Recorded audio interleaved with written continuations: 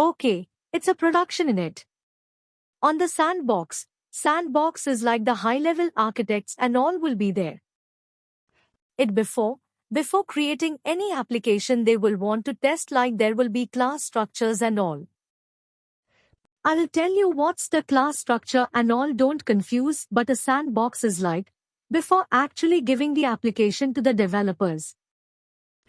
Like we are all developers, right? You will see a kind of music, yeah, a kind of POC. They will do in sandbox, like we are all developers, some kind of architects and the lead system architects. They will do some kind of POC, like POC in the sense, a small kind of application they will build for the same client. They will build a small kind of application to check whether this is working fine or not. So sandbox is like an environment where we will never log in and all, okay, and for a few clients in a sandbox will not be there. Like they will directly implement in dev only. Okay, this is very generic. Okay, this very high level, I'm telling you. But sandbox is something like a sample application. Okay, this is a dev. This dev is like where we will develop our code. Okay, all the developers, all the people will be working on the dev. Okay, this is a dev. And what is a SID? You see, whenever some kind of development is completed in, dev will migrate. Whatever the code that is required, will migrate the code to SID. What is SID? SID is like a testing environment. So yeah, it's an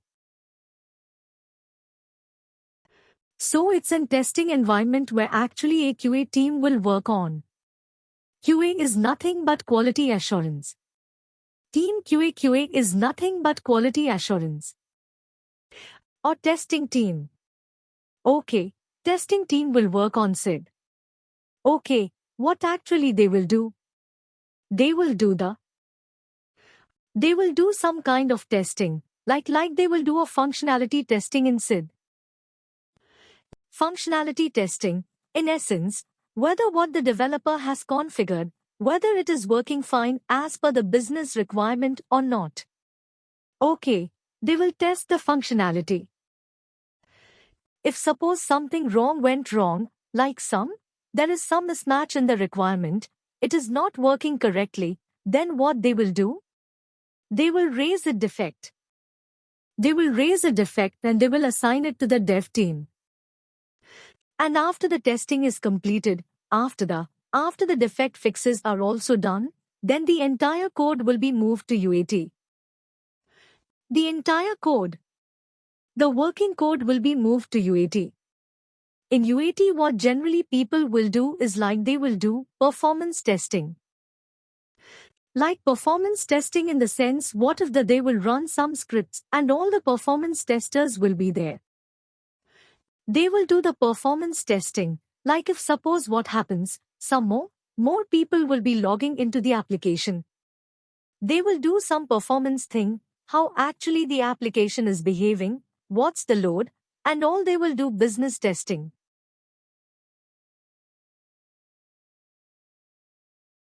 Yeah, something you are saying, yeah, load testing and the business testing, yeah, business testing and loading, yeah. And also business people also will do the testing in UAT and generally the demos also will be given to the business in UAT.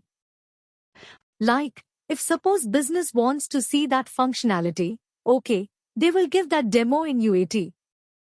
Okay, mostly in UAT, the code will be in working condition. Okay, after those performance, working conditions, demos, everything is done, they will deploy the code to production. Okay, they will deploy the code to production. Okay, understood right what is and you know right what is the production. Production is like where the business users will work on. Like the business users or customers, whoever are based on application, they will work on. Okay, now let's see the debugging tools. Okay, we have three debugging tools in Pega. Okay, three debugging tools. First one is clipboard, okay. And next one is live UI, and next one is tracer.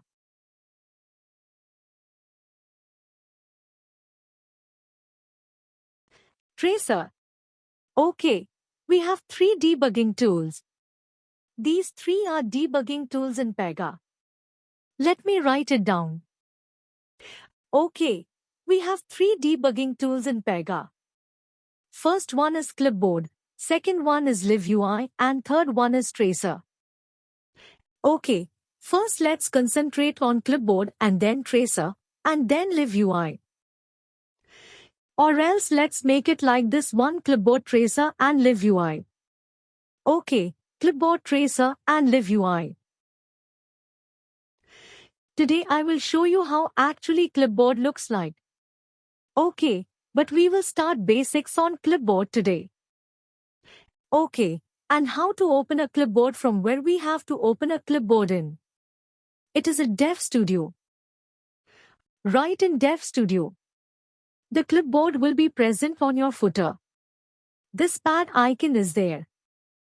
In this icon, you are able to see that.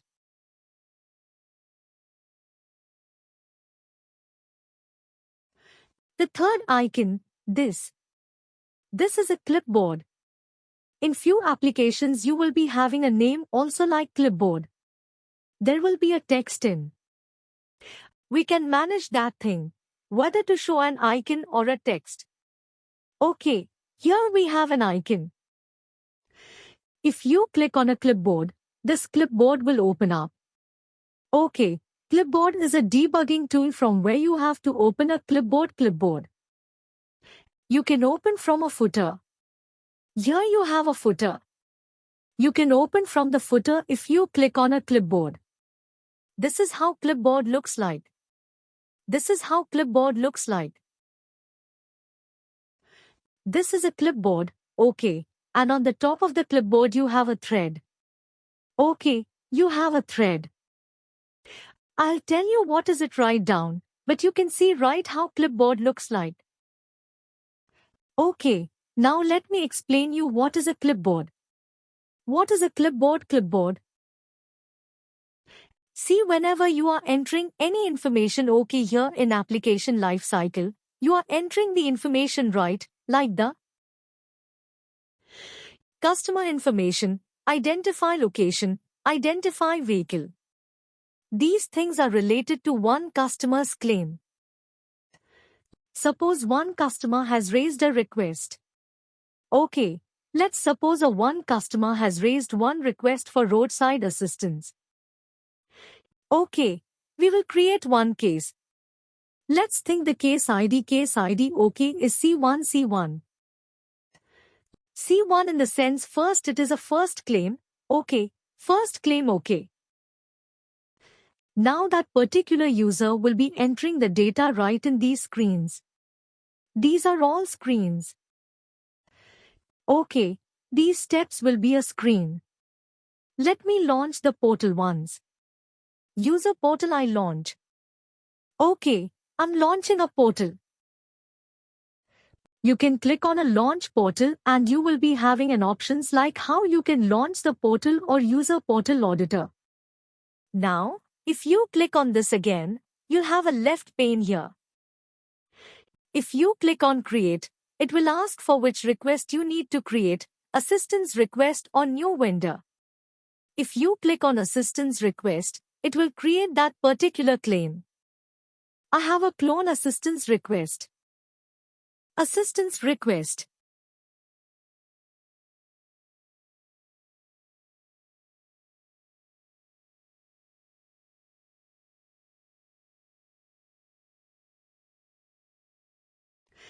It's taken PRC new assistance request. We are at identify issue. What is identify show? I didn't face is the first step. Inside create you have identify show. You have. See, you have all these three here. Okay, we are able to see right how we are creating a claim. Okay, now identify issue. It is asking how we can help you today. It has a flat tire.